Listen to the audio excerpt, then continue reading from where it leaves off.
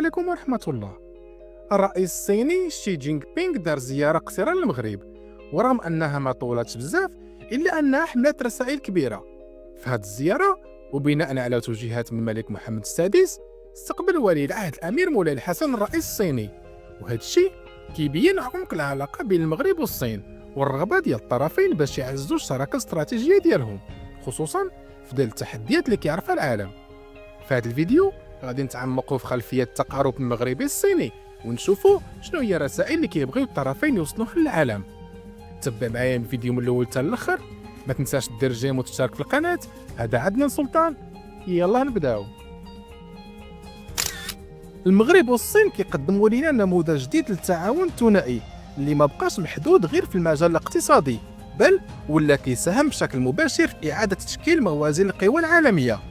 ديال التحولات الكبيره اللي كيعرفها العالم، الصين كتاكد لنا نهار على نهار انها منافس قوي للولايات المتحده الامريكيه، بينما المغرب كيوظف الموقع الاستراتيجي ديالو باش يلعب دور الجسر الرابط بين اسيا وافريقيا. الصين كتحاول تزيد تقوي النفوذ ديالها في افريقيا باش تواجه النظام العالمي اللي كتقوده الولايات المتحده الامريكيه، وهذا الشيء كيبان من خلال استثمارات كبيره بحال المشروع اللي اعلنت عليه شركه جيانغ هيليانغ باش تبني مصنع في المغرب بقيمه 288 مليون دولار لإنتاج بطاريات الليثيوم ومواد الطاقة. ومن جهة أخرى، المغرب كيعول بزاف على هذه الشراكة مع الصين باش يطور مشاريع استراتيجية كبيرة بحال السيارات الكهربائية وتحديث البنية التحتية ديال النقل، خصوصا السكك الحديدية استعدادا لتنظيم كأس العالم 2030 مع إسبانيا والبرتغال. المغرب اليوم ولا أكثر من مجرد بوابة استراتيجية للصين نحو إفريقيا، بل تحول لشريك اقتصادي قوي في عدة مجالات.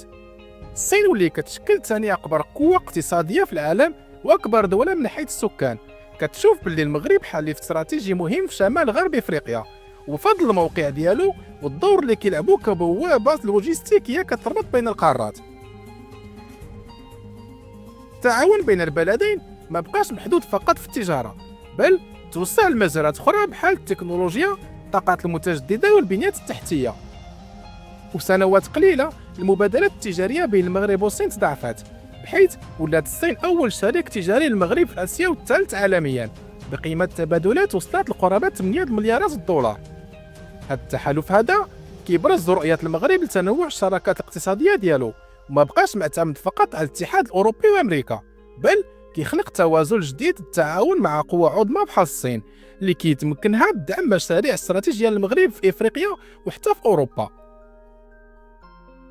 كاين اللي كيقول باللي الصين ومن خلال تقربها من المغرب مؤخرا بهذه الطريقه وعبر تعزيز هذا التعاون الثنائي، فهي كتحاول تحدى الولايات المتحده الامريكيه، او بالاخرى كتحدى النفوذ ديالها في المنطقه.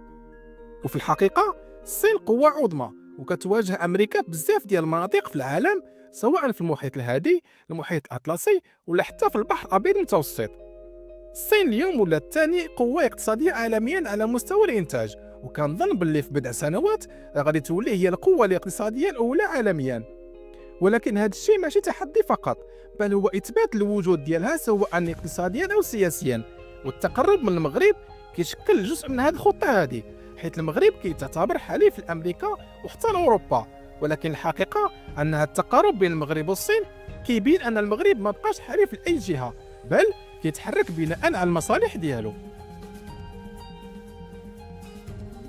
الصين دولة ديموغرافيا كبيرة وعندها أكثر من مليار و450 مليون نسمة، واليوم ولات متقدمة في عدة مجالات، من بينها تقنيات التكنولوجيا، الاقتصاد الأخضر ووسائل النقل الحديثة. وأي واحد كيزور الصين كيشوف القوة ديالها في الاستثمارات، خصوصا في شبكات الطرق، السيارة والقطارات السريعة.